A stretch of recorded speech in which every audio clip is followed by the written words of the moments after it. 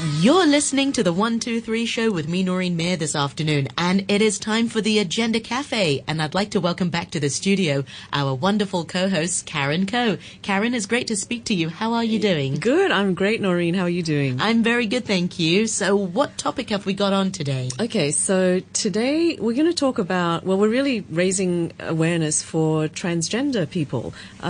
Today we're actually going to meet some members of Hong Kong's transgender community and take a closer look at transgender rights and issues. Now, this all came about because one of our guests today has been working on hosting an art show called Transcendence, which is a lovely name. And like many things in Hong Kong, the art show has had to be postponed because of coronavirus, but it's all ready to go when things get back to normal. So we started off, I wanted to talk about the art show, but after talking to her, I realized actually there's so many more issues that we need to talk about. So that's what we're going to do today. And we're really happy to have with us Mimi Wong from the Association of World Citizens of Hong Kong and China. She is the one who's organizing the art show, and also Liam Mack, who is a young Hong Kong trans guy. So Mimi and Liam, welcome to the program. Hi, hello everybody. Hi, I'm Liam. Great to have you both here. So I thought it'd be nice to really start off by learning more about each of you. So Mimi, can you tell us your story, your personal story first? So I myself is a trans woman. I am actually quite old when I first came out, because at the time of my day, the term transgender is not known, and I myself do not know about that term myself. And what I know is that I am different from most of the men, and I don't think I belong to that category, but because of the society stereotyping, I'm forcing myself to behave like what the society has been expecting of me. So at the age of around 30, I was pushed by my mom that I got to get a girlfriend and got married. So I try to follow that footpath for a regular man, and so try to start looking for a girlfriend, and then eventually got married and also got a son. So, and then of course the other things that I need to do as part of my job is to become a good husband and take care of my wife, take care of my son, and then bring them up. So it was not until I was over 50, and that was at the time when the internet becomes more popular, where I could click onto the computer and then search and browse about my condition, and that's how I learned about the word transgender. Wow! So I was already 50, over 50 years old at that time, and there was a sudden realization that I was not alone. There was a lot of people that are similar to myself, and so I tried to experiment and experience to become my real self. And I was already over 50 at that time. But during all that time, you never sort of had tendencies? You didn't think about being a transgender? I know that I'm different, and people could realize that my behavior is not the same as a regular man. But there was no way for you to either express it or know where to go to get information. No, I'm hiding all my feeling and keep it all to myself. I dare not tell anybody else that I'm different. And so what happened when you finally realized, one, you're not alone, and you could give a name to what you felt? What happened in your life next? I was having a secondment in UK at the time, and Europe is also a more open society. And after I realized that, because when you are able to get on the internet, you will be able to get in forums where you can actually start to meet people who are of similar in similar situation as myself. And that's how I gradually got the chance to try or have a taste of being myself. What was that like then? So kind of like during the weekend, because at the time I was still going to work as a man. So I was trying to go out in the weekend and then try to have some taste of being a woman or being a woman. And this was when you were in the UK? Yeah, I was in the UK at the time. Did you feel liberated? Or Yes, was there an element of yes. fear? Yes. I mean, Of course, the first time when you go out there is a fear. Yes. When you were afraid that people would actually look upon you with a strange eyesight. So I was afraid. But what happened is because it was Europe, and therefore people really just don't feel anything. They don't really care. They don't care. They don't judge you. Yeah, they don't care. Yeah. So even if I was not past at that time because when it was the first time that I tried to dress up as a woman, and I do not have the skills to do the makeup or whatever, so I look awful. But nobody cares, basically. Actually, it's not easy, is it? Yeah, It's not a easy. lot of work. Yeah, not even easy. as a woman. Yeah, not easy. Well, I was going to say your skills have improved and your skin is looking so lovely. I was going to ask you for There's a some lot of makeup. things that I have to start to learn after that realization. Yeah, and we're all learning. Exactly. So then what happened when you came back to Hong Kong and you had to go back to, your previous or normal, in inverted commas, life? Actually, I cannot stop because I started to have the taste of being a woman. So when I came back to Hong Kong, because the secondment would have an end, so I have to I come back to Hong Kong, and I actually try to lie to my partner that I have overtime work during the weekend. And then I have a friend who actually let me store my clothing, female clothing, at her house. And then every weekend I actually go to her house, dress myself up, and then go out. Yeah. But of course, the first time when I go in Hong Kong, I'm actually so fearful again. Because it's different. Because it's your home, so to speak. It's a different place. Yes. So in Europe, nobody cares, but it's not the same here. Right. Yeah. And then eventually you had to come out to your wife, right? Actually, she discovered it because some of my female clothes actually leave it at home. Although it's a supposed to be very secret place, and she still accidentally discovered that. And so that explode. What there was was her explosion. What was her reaction? Did she suspect you were dressing up as a woman, or did she suspect you were having an affair? Because when you stumble No, upon... just tell her directly. So told it's mine. So Yes. and of course my situation is like this, and then I'm trying to have a taste of being a woman. So I go out during the weekend as a woman. So try to explain to her. Yes. And what was her reaction? Was she supportive? If she was supportive, then I won't lose my family. So she wasn't supportive, and she thinks that this is kind of a aberrant behavior. So she said I should go and consult a psychiatrist because this is a mental illness. So did she still want to stay with you, but she wanted you to change Yeah, and she stop wanted the me to behavior? change and stop the kind of abnormal behavior.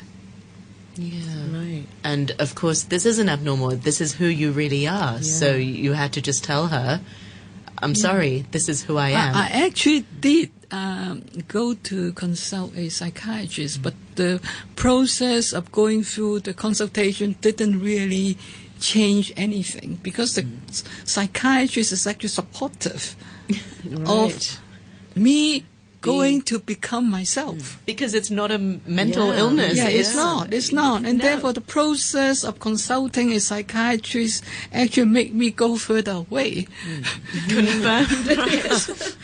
Yeah, it's kind of confirmation that what I suspect myself to be transgender person is real. Right. Yes, absolutely. So how many years now have you been out as a transgender person? It's around 12 years. 12 years, 12 okay. years, yeah. And are you happier? I mean, Yeah, a lot happier. Good for you, Mimi. I'm so much more at ease right now. Right. And you should be, because, you know, you're living as who you are and not hiding, and that's a really beautiful thing. And, you know, if more people would live their own truth and not harbor and hide our own secrets, then, yeah, as cliche it sounds, the world would feel a happier exactly, place. a much healthier, happier place. Yeah. Well, Liam, let's bring you into the conversation. And you're young. You're only 18, and you know, maybe in a way it's better for you because you know we're in the 21st century now, where there's a lot more understanding. But tell us your story. Actually, I didn't know about the concept of transgender when I was really young, but I remembered when I was in my kindergarten, I know that I'm a little bit different with others, regular girls, but I understand the society and also my parents. They want me to be like a regular girls, like feminine and dress me like a princess. But I don't actually like that. But there are rules. The school wants me to line up with the girls going to the female washroom, but I don't feel like I belong there, and I feel like I'm a little bit different with with others. So I remember my mom told me that I always told her when I was young. I told her I'm a boy and I want to be a boy, something like that. And then she was treated like a joke, and she keep correct me and keep telling others that this is my daughter, and keep dressing me like more feminine because I'm saying that. Even more feminine. Yeah, just keep buying me some pink clothes, dresses, but every time she dressed me like that, I'll cry. Oh, really? How old were you at that point? I was in primary school? Maybe 4 years old and 5 years old. Wow. About when I was in kindergarten, and then I just cried, and I just don't want to wear that. So and as she gave up, and then so she knew that I won't dress just those girly dresses. So she brought me pants. Then there are a lot more gender neutral clothing that I'm more comfortable with. But actually my mom she was quite concerned about that when I was young. So because every time her friends and other people will come to her and ask, is it your daughter or is it your son? And then she'll say, oh, that's my daughter. And then just keep explaining and just saying that, oh, she's just like to dress gender neutral and like that.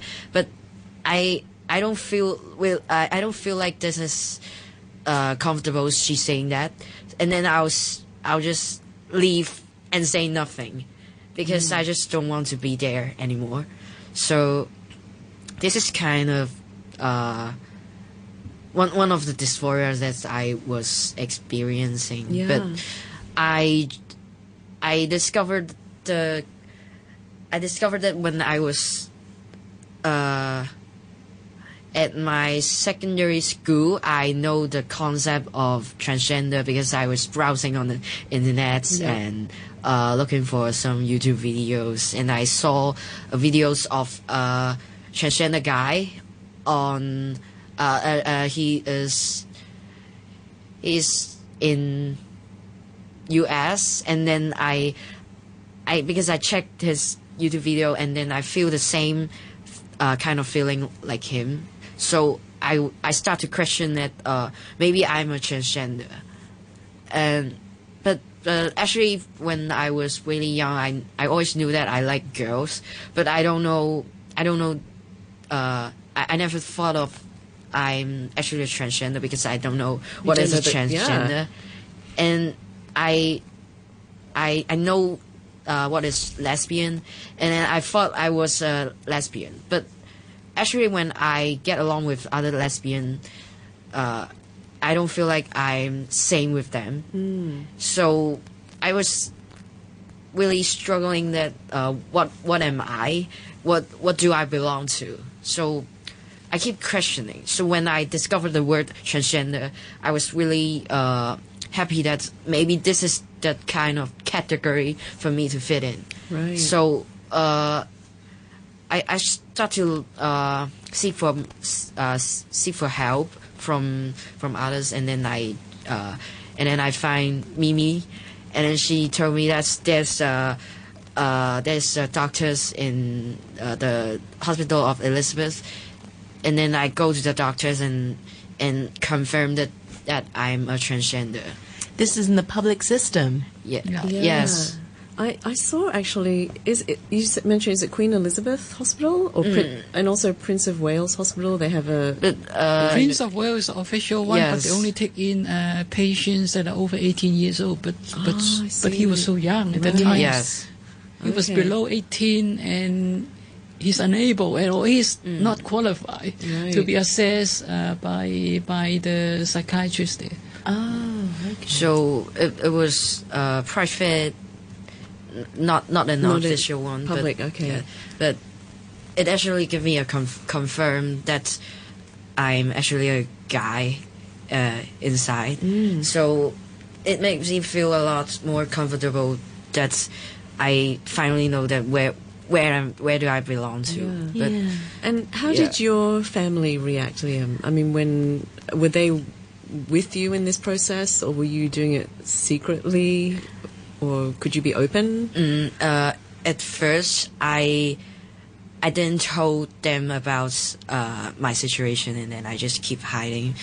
I told them after I go to the doctors and confirm myself, but at first they do not feel very they kind of feel angry about that, because they think that this is not necessary, and they think that this could be changed.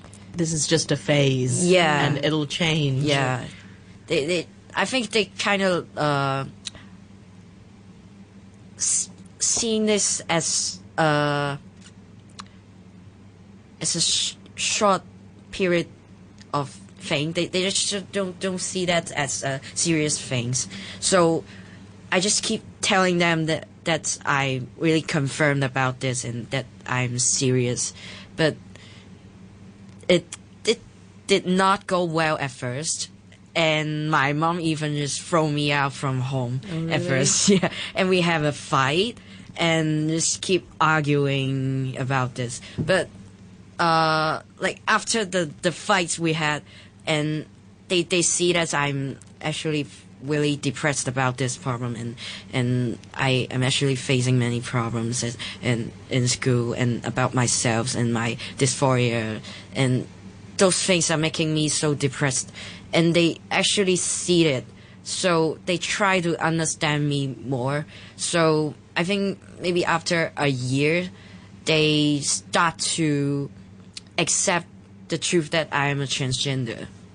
Yeah. And so, do you think in your generation, young people, there's a lot more acceptance in Hong Kong now? I mean, say the people in your age group, your age bracket, would they be a lot more accepting of you as a transgender man? I think in this generation with other people around my age, they are really more accepting than older people, because I think maybe the concept of LGBT is actually more and more common around teens. Yeah.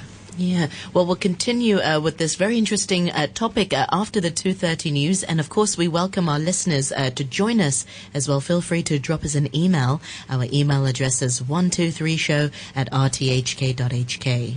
Yeah, yeah, yeah. Ooh, RTHK Radio Dream. Noreen Mir, and today we are talking to two transgender people in Hong Kong and learning a bit more about their stories and some of the experiences that they've been going through. And just before the break, we were talking with Liam Mack really about his life story so far and his self-discovery. And Liam, you were saying that when you finally were assessed by a psychiatrist and you were able to put a name to what it is you were feeling, i.e., oh, I'm a transgender person, how did that make you feel? I think that actually makes me feel like happy, and actually because before I was really I don't know what am I, and I was really don't know what to do and don't know how to put a name for myself. So it actually feel with life and happy, and finally I don't have pressure on these things. Yeah. Yeah, it must feel good. I mean, just like you did, Mimi, just to feel a bit more free, to be living your own truth. Yeah, more comfortable. And the trouble. Sorry, go on, Mimi. I think nothing is better than being yourself. So we become ourselves, and that's a kind of self-realization or even actualization. Yes, yeah. Let's talk a little bit about the legal status, though. You know, it's you know, you've recognized your own truth, and what's next for a lot of trans people in Hong Kong? What happens next? Because your birth gender is still carried on, you know, on your birth certificate. You, from my understanding, you can't change that documentation. But you know, then at this point, you're recognized as your now gender. So how does it work, Mimi?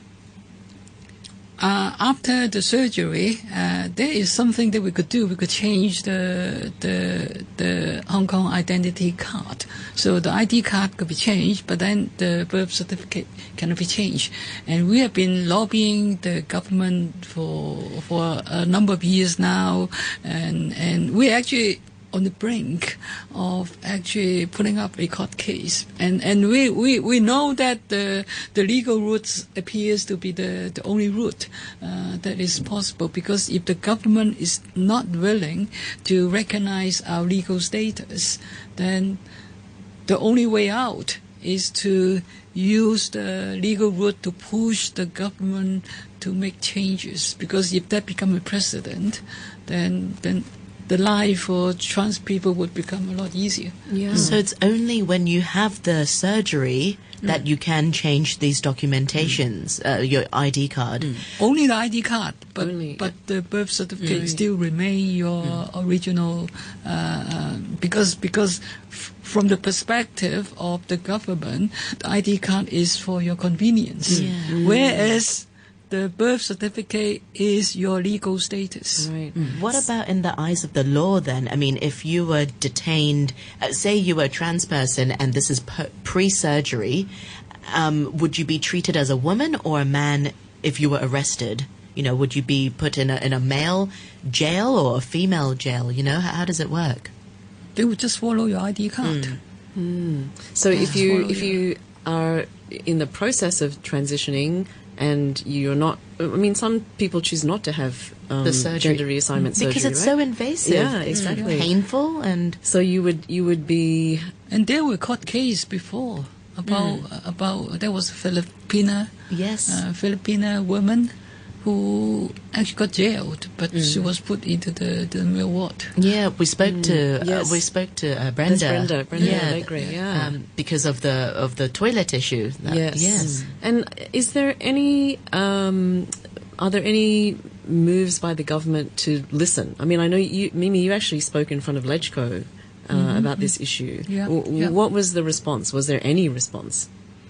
Because at that time there was a consultation about whether the government should have a gender recognition ordinance in Hong Kong, and so I spoke there, and I think a number of other people also went there and voiced their opinion. But I could see from the people voicing their opinion, there's an overriding concern of most people that if they allow those people pre-surgery to change the gender marker on the ID card, that is going to be a disaster for the cisgender people. And the result of that public consultation has not been issued. That was quite a long time ago. It was a long time ago. It was a long time ago, but still the government still haven't issued and that's the reason why there is another court case going on right now about people trying to change the ID card before the surgery. So and we actually failed in the High Court already. So looking it doesn't for, look. No, if the judgment had came out and we failed, but it's always like this. We in the lower court we fail, but then our hope is when it eventually reaches CFA, then we might final win appeal. again. Exactly. Yes. So what does that mean for you on a daily basis? Like when you're just trying to go about your normal daily life, because you are not legally recognized, Liam, as a man, as a guy, what does that mean for you? I think that actually creates many inconvenience, and sometimes it also trigger my dysphoria because, for example, when I got my part-time jobs, I applied for it, and then I have to fill in all the documents, and I have to follow my ID cards. They will scan my ID cards, and then they will know that, oh, you are a girl, you are a female, you are not actually a guy as you presented as, and they will question about that. In my own experience, I'm now working.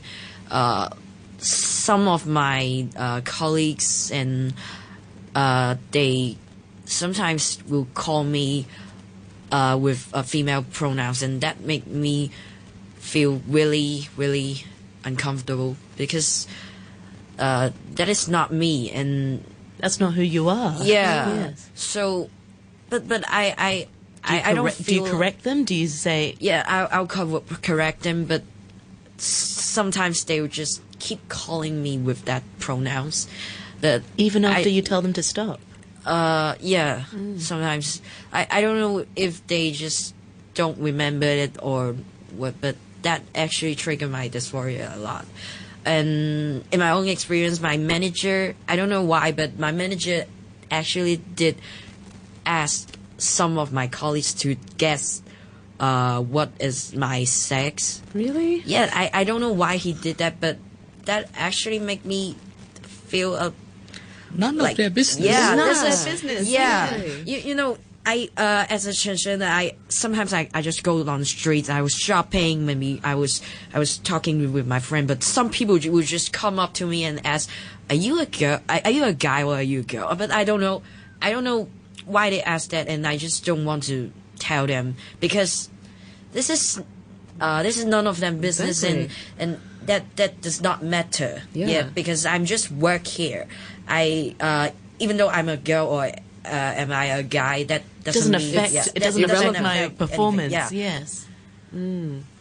Oh, I mean- Liam, I'm so sorry to hear that. Yeah. It's so unfair. Yeah. You know. To be targeted questioned, or yeah. singled out is just like what's the point? Yeah. But I guess it shows you the misconceptions people have, right?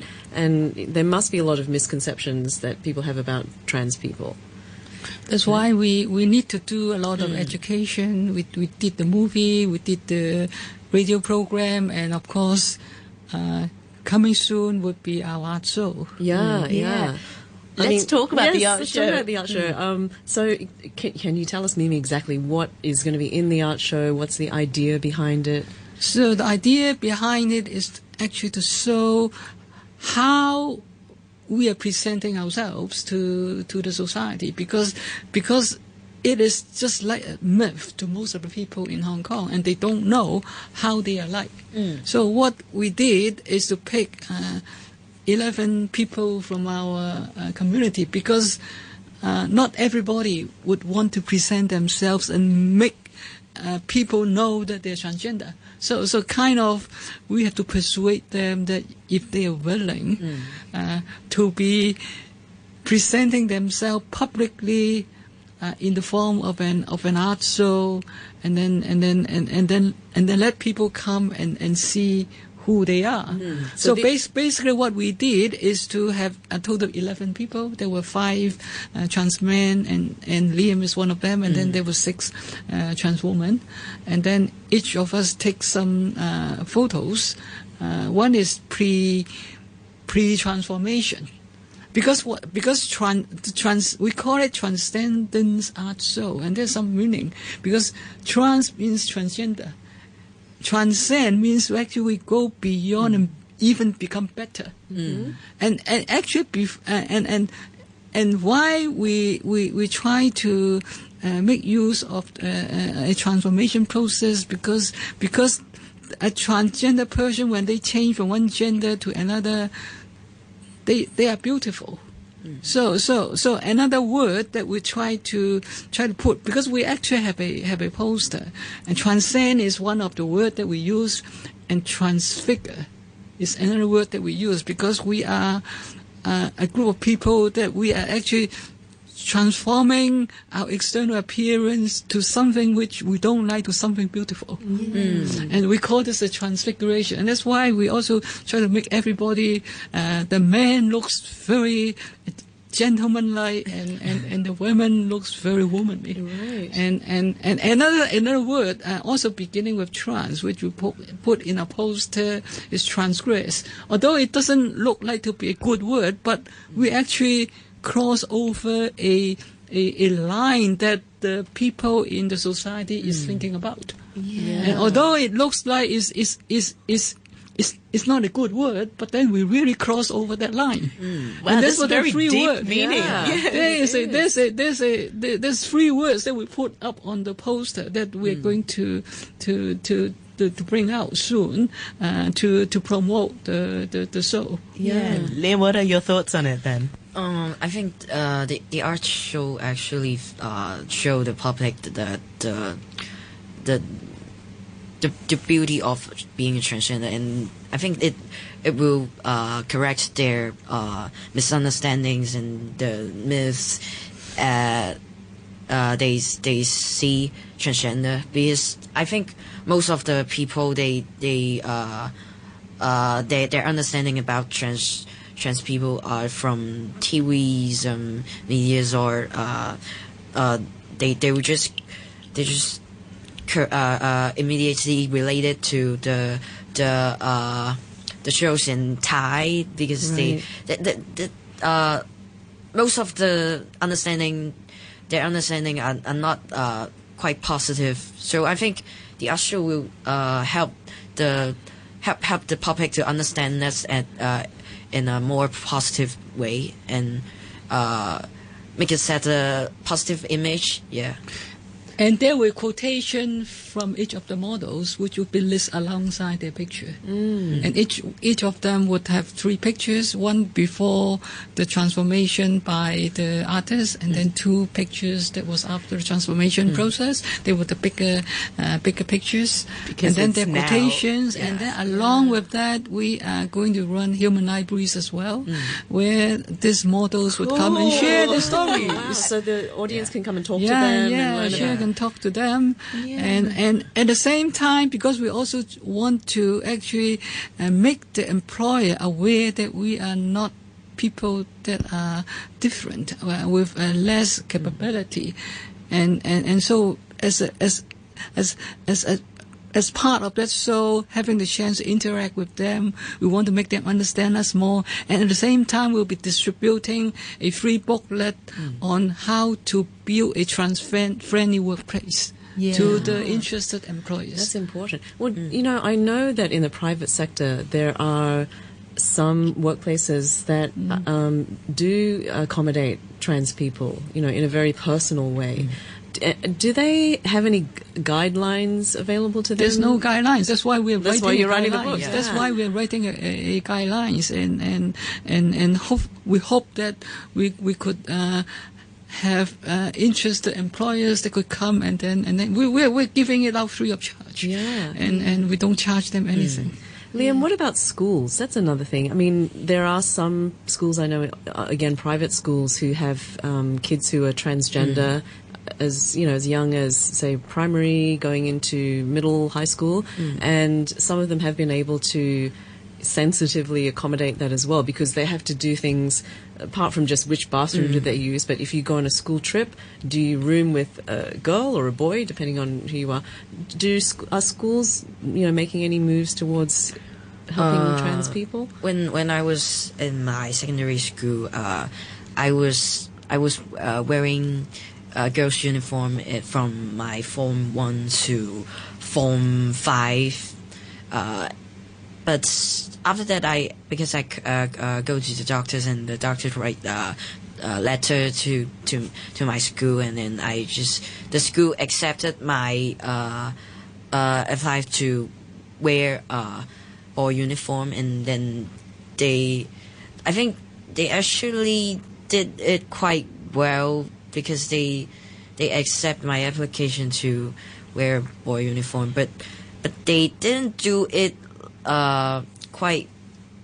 They missed some points, because they didn't have any guidelines for other teachers and other students. They claimed that it is for protecting my privacy, but it actually creates create confusion, Yeah. basically. Yeah. Yeah, because he used to be dressing up as a girl, and Yeah. suddenly changed the school uniform Yeah. without making any announcement. Yeah. Would you and- have preferred if there was an announcement or some sort of explanation for other? Yeah. I think the school should help me to give an explanation for other people, because the responsibility is just come to me, and I have to answer tell people. all. Yeah, because all the people and all the teachers or the classmates, students from other forms, they would come to me and ask me All one like, by one. You Yeah, have to explain yeah, again yeah. and again and again. And then the school did not allow me to go to the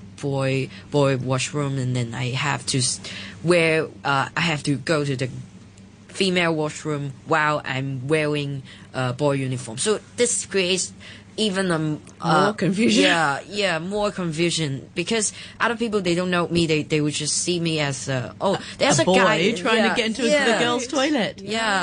Yeah. So this it just creates So they many did some. confusion. They did some right things, but then Yeah. other things were lagging behind. Yeah. Like incomplete. Incomplete. Doesn't make sense, Yeah. because Yeah. it's going to create anxiety Yeah. for people that he knows. Then he could actually personally make an explanation. But then for people that That he doesn't know. doesn't know, then they would just suddenly see a person in a men's or boy's uniform going into the female bathroom. Yes. And then I have to tell them that, I'm a girl, but I don't actually want to say that. But Which is more confusing for you as well. Yeah. So Wow. it actually makes me feel quite depressed Yeah. at the time about that. But luckily, I just left my secondary school after, because I graduated. So I feel a lot more comfortable now. Yeah. But it seems like there is a need for a lot of training at all levels, whether it's medical staff, I don't know. Do you think there are enough medical staff and psychiatrists trained in how to deal with trans people in Hong Kong? That's why they're setting up a specialized clinic. And before the specialized clinic was set up, I think everything was in a mess. Yeah. Because we have to go into, because it was by district. And not every psychiatrist has been trained to deal with the gender dysphoria. And so it's kind of, you're trying your own luck. If you're lucky enough, you get to you live in a district where there is experienced medical people there, then you got the right treatment. But then if you were not lucky enough, so you live in a district where nobody knows about this concept, then you just don't get the right you just treatment. don't get the right treatment. What do you wish people who didn't know trans people, what do you wish they knew? What do you want to tell them? You know, I know you have to explain a lot about your story, but you know, sometimes people are just curious. Yeah. But what do you wish people, you know, would know? I think at least they have to know that this is not a mental illness. Yeah, because I just don't like people just saying this that this is abnormal. You can't do this because you are a guy or you are a girl. You cannot dress like that. You cannot do that. You cannot do that. That's just don't treat it as abnormal. This because this is Totally normal. Yeah, Exactly. Yeah, we are like other ordinary people. We just have something different from you. Yeah, or just, you know, Yeah. which unfortunately born into the wrong body. Yeah. Yeah. You know, that's all Yeah. it is. And you can't help feeling Yeah. like a boy Yeah. when you were a little girl, because that's who you really are. And in Mimi's case, you know, you felt like a girl when you were a little boy before. Yeah. And sometimes people will treat it like a joke because I don't know, but maybe people around my age they were just they would see this as a joke and they would joke around with topic like LGBT, including transgender, because they would see that oh you're a guy, you're wearing a girl's dresses. Oh, are you making a joke, or are you they would just not treat it serious. Right. If you just tell them I'm a transgender, maybe they would just Think they you're don't- joking. Yeah. Yeah. Okay. And Mimi, what about you? Similar to Liam. I think for myself right now, if I don't, I think it must be the same. You don't need to tell other people that you're transgender. I won't do that because there's no need, because we just want ourselves to be treated like any other people, which we of the gender that we perceive, and so there's no need for us to actually expose our heart to other people. Yeah. So when we go out, we present ourselves as a woman, they treat us as a woman, and then that's what we need. We're not asking for Special excess treatment. or special privilege. Yeah. We're just asking for equal treatment. And as simple as that. We don't go around saying, I'm a woman. Yeah. So, and I don't. Yeah. Yeah. And of course, in a situation like this, I have to express myself that I'm a trans woman. But in ordinary situation, when I go out to other people, interact with other people, this is completely unnecessary. Necessary, Yeah. yeah. What do you really see happening in Hong Kong? Do you think that laws will change, and also will attitudes change? It would take a long time. It would take the cultural differences between the East and West. I think it's going to take a long time for the people to change. And just like if you know that in Taiwan they recently passed the single-sex marriage Yes. bill, not because there was a popular vote for it. It's because the court has said that this is against the constitution.